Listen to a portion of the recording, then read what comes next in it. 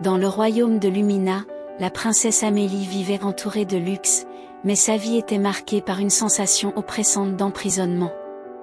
Son père, le roi Ferdinand, était un monarque rigide qui contrôlait chaque aspect de sa vie.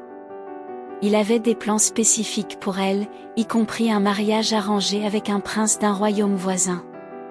Amélie, cependant, aspirait à la liberté et à vivre sa propre histoire. Dans la nuit silencieuse, vêtue de vêtements simples et dissimulée sous une capuche, Amélie quitta le palais. Elle se faufila à travers les couloirs secrets et glissa par une fenêtre à l'étage supérieur, atterrissant doucement sur l'herbe du jardin. La peur et l'excitation l'accompagnaient alors qu'elle s'éloignait des murs du château et s'aventurait dans l'obscurité de la forêt qui entourait le royaume.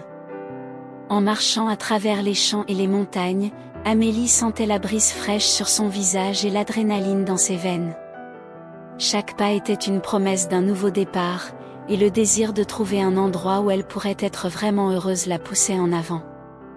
Après plusieurs jours de marche, Amélie arriva dans un petit village niché entre les arbres et entouré de champs verdoyants.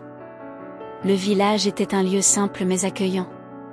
Amélie, maintenant sous le pseudonyme d'Héloïse, fut accueillie par une famille humble qui l'invita à rester avec eux et à travailler à la ferme.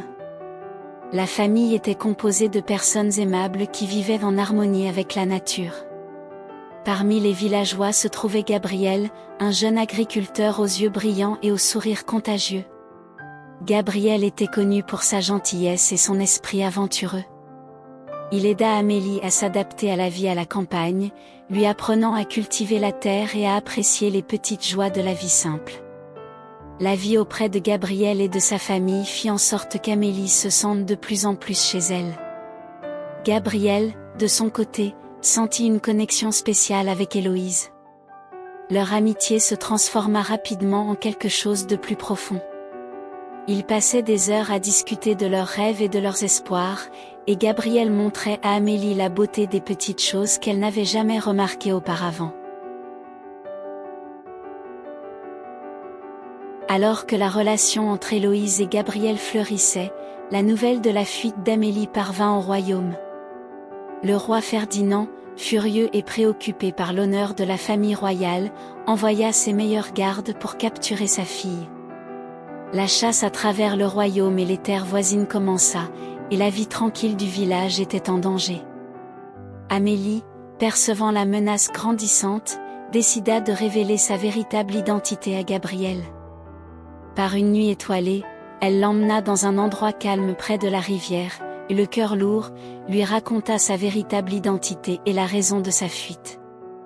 Gabriel, surpris, resta stupéfait pendant un moment, mais il la prit rapidement dans ses bras avec compréhension et soutien.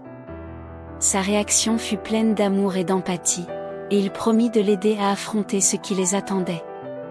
Ensemble, ils commencèrent à planifier une manière d'échapper à la capture imminente et de protéger le village qui les avait accueillis.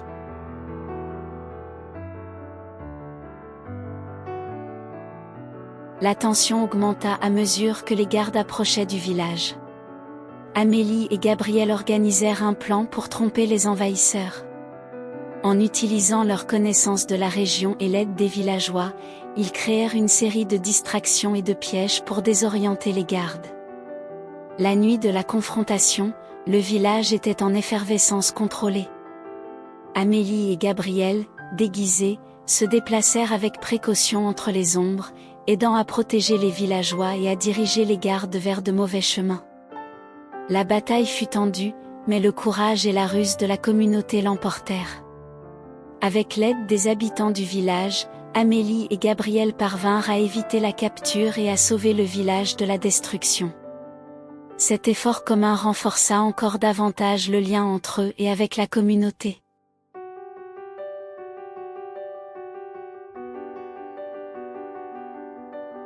Avec la menace des gardes finalement surmontée, Amélie et Gabriel décidèrent qu'il était temps de quitter le village et de chercher un nouveau foyer où ils pourraient vivre en paix.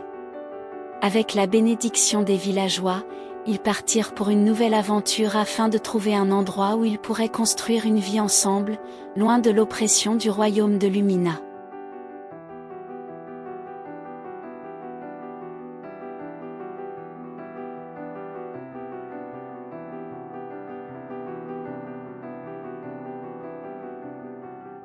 Le voyage fut long et difficile, mais la détermination et l'amour qu'ils partageaient les maintenaient unis.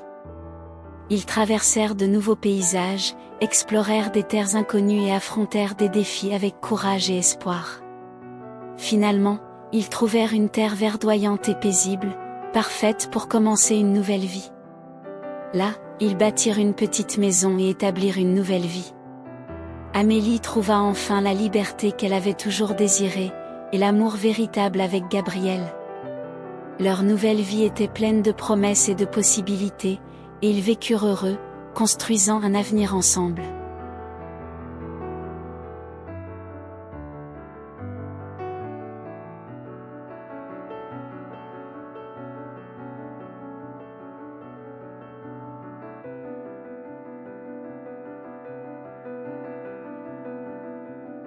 L'histoire d'Amélie et de Gabriel est un voyage de découverte de soi et d'amour véritable.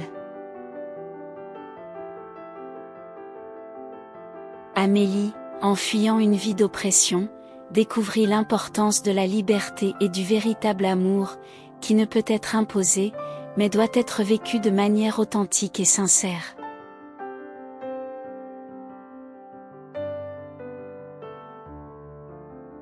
Gabriel, avec sa gentillesse et son courage, montra que l'amour véritable non seulement accueille, mais aussi renforce et protège.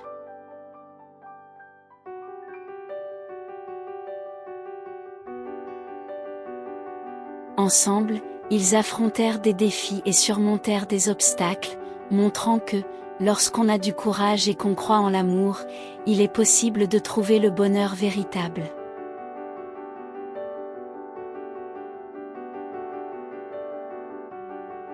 La liberté et l'amour sont des conquêtes qui exigent du courage et de l'engagement, et Amélie et Gabriel réussirent à atteindre les deux, construisant une nouvelle vie pleine et épanouie.